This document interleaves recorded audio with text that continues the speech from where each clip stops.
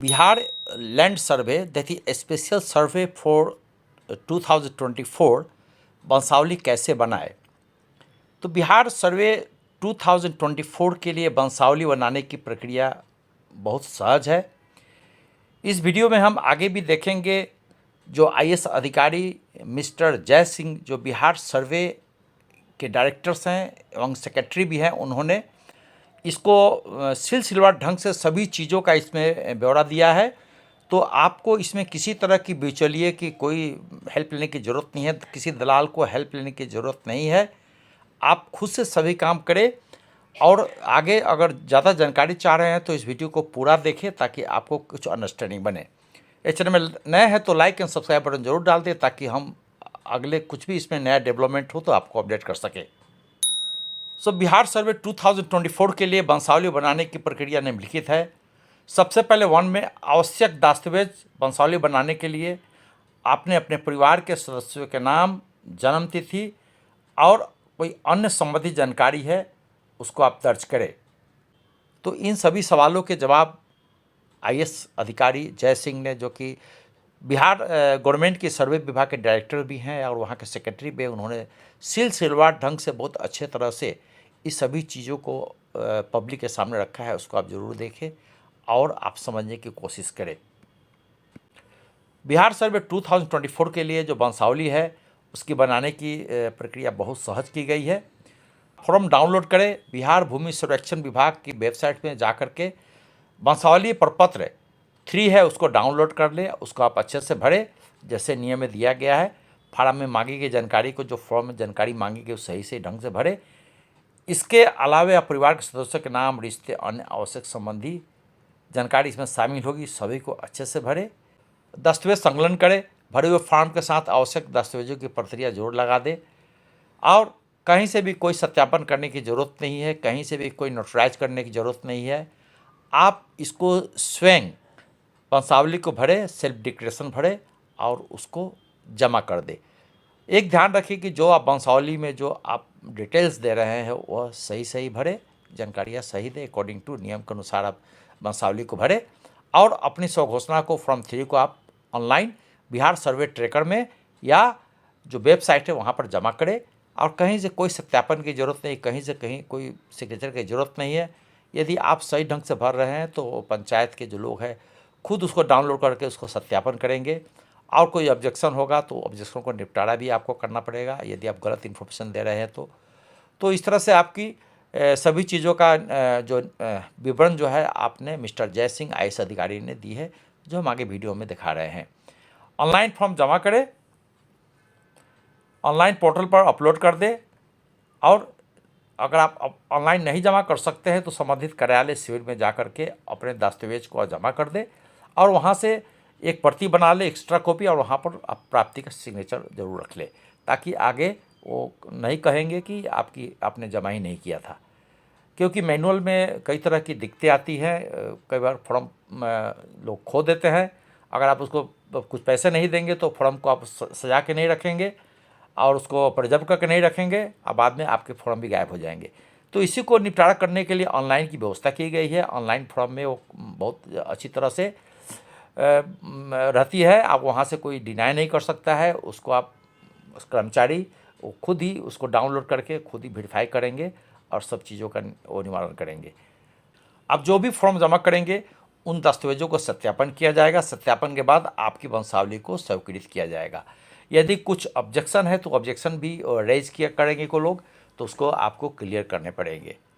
तो यदि आप कोई गलत वंशावली भर देते हैं, वंशावली अपलोड होगी साइट पर ड्राफ्ट के रूप में। अगर उसमें आपके संबंधित आदमी को पता चलेगा कि नहीं गलत वंशावली भरा हुआ है तो ऑब्जेक्शन भी किया जा सकता है, उस पर कार्रवाई भी की जा सकती है।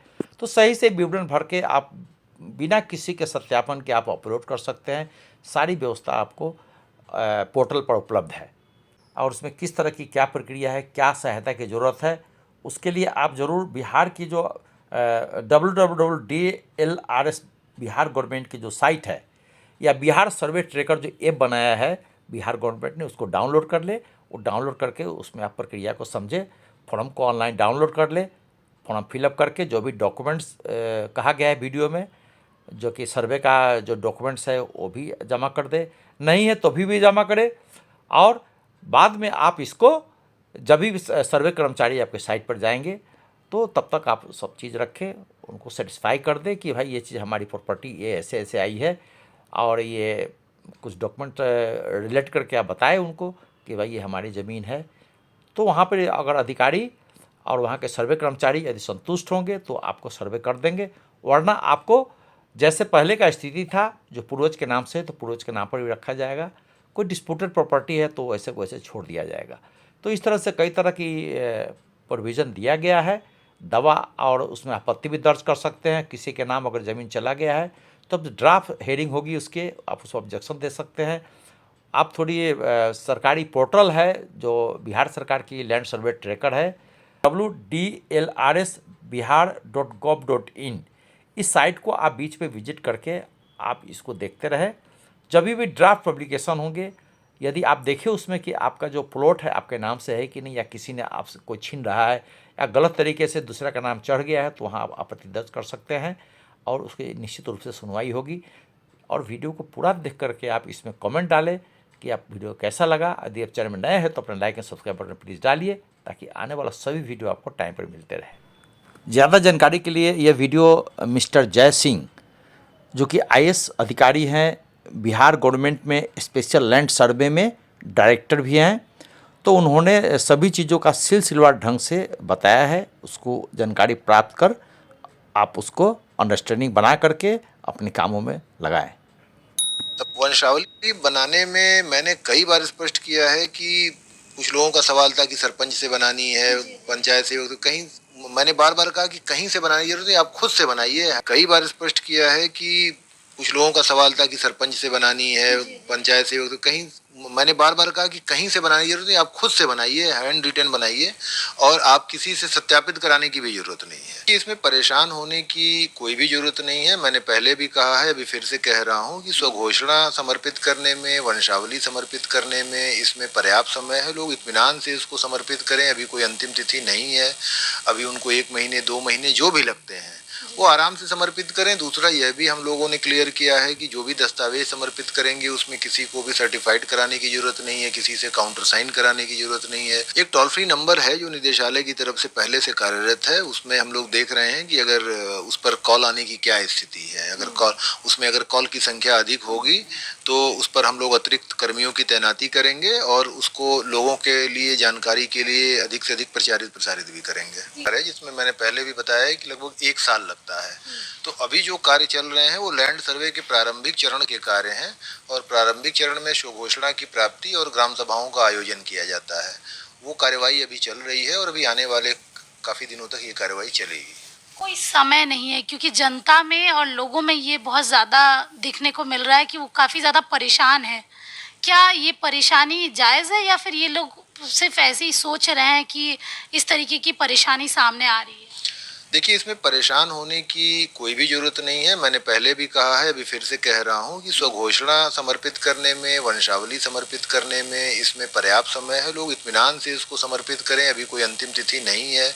अभी उनको 1 महीने 2 महीने जो भी लगते हैं वो आराम से समर्पित करें। दूसरा यह भी हम लोगों ने क्लियर किया है कि जो भी दस्तावेज समर्पित करेंगे उसमें किसी को भी सर्टिफाइड कराने की जरूरत नहीं है, किसी से काउंटर साइन कराने की जरूरत नहीं है, कोई एफिडेविट की जरूरत नहीं है। तो ये सारी सहूलियतें दी गई हैं। हम लोगों ने ये भी कहा है कि भाई लगान अद्यतन हो ऐसा भी जरूरी नहीं है, दाखिल खारिज अगर अद्यतन नहीं है तो वो भी जरूरी नहीं है। लेकिन आप स्वघोषणा समर्पित करें, जो दस्तावेज जिस तरीके के आपके पास हैं उनको आप समर्पित करें। निश्चित रूप से उस पर हम लोग आगे की कार्रवाई करेंगे।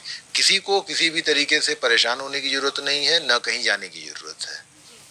सर, आप लोगों के पास सबसे ज़्यादा परेशानी किस चीज़ में आ रही है? लोग जानना भी चाहते हैं, और लोगों की जो परेशानी है आप लोग किस तरीके से सुलझा भी रहे हैं?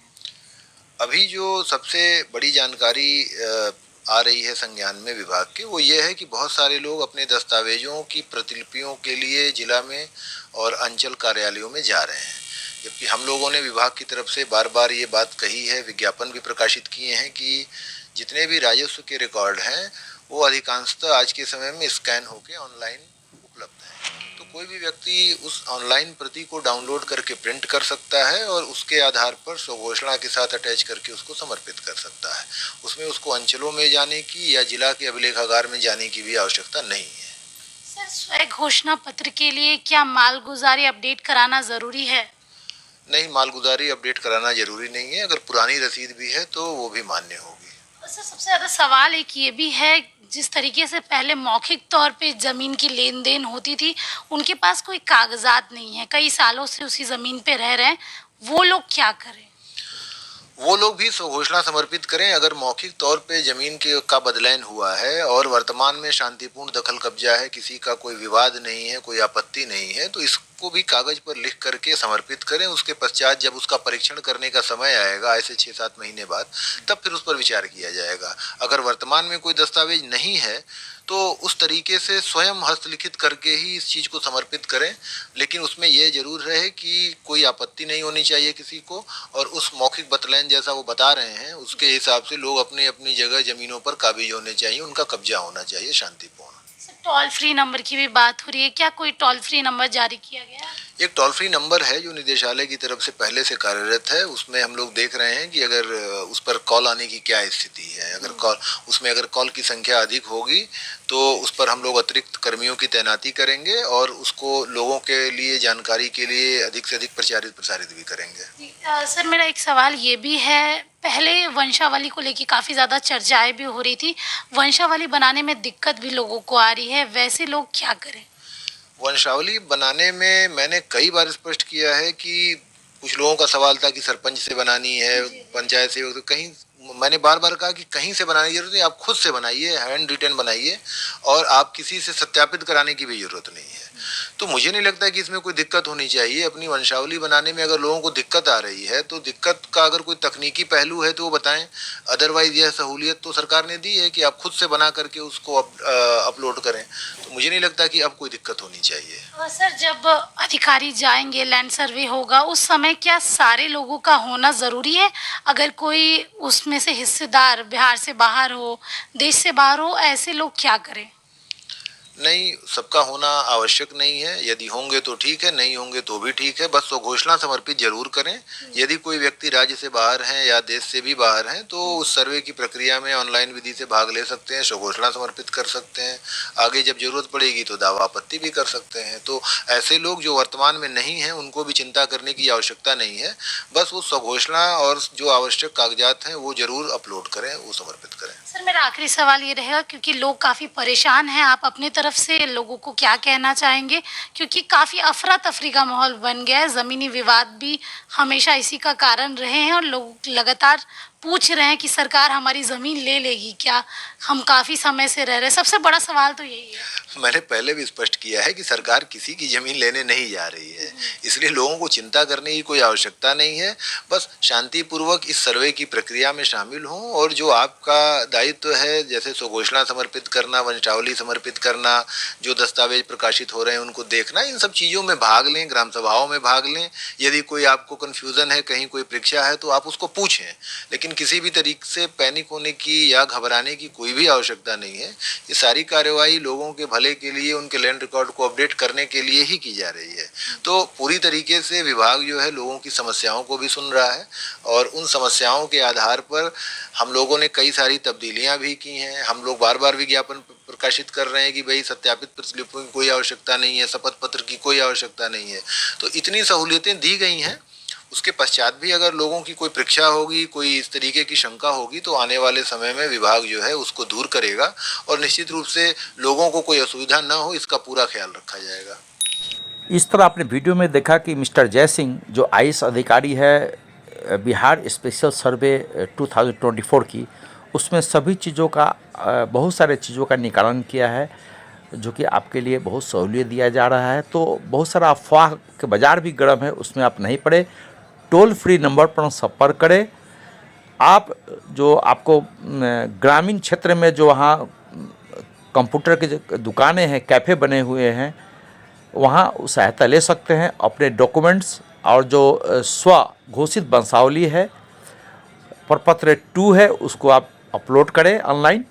जो स्पेशल सर्वे के कर्मचारी हैं, अमीन है, वो सभी कानून को है, सभी चीज़ों का वो खुद ही वेरीफाई करेंगे। सबसे ज़रूरी बात है कि आप ऑनलाइन सर्वे में ज़रूर भाग लीजिए, फिजिकल भी भाग लीजिए जहाँ तक हो सके। तो वीडियो में यदि आप नए हैं तो अपने like and subscribe button please डालिए, कुछ कमेंट कीजिए। Thank you very much. जय हिंद।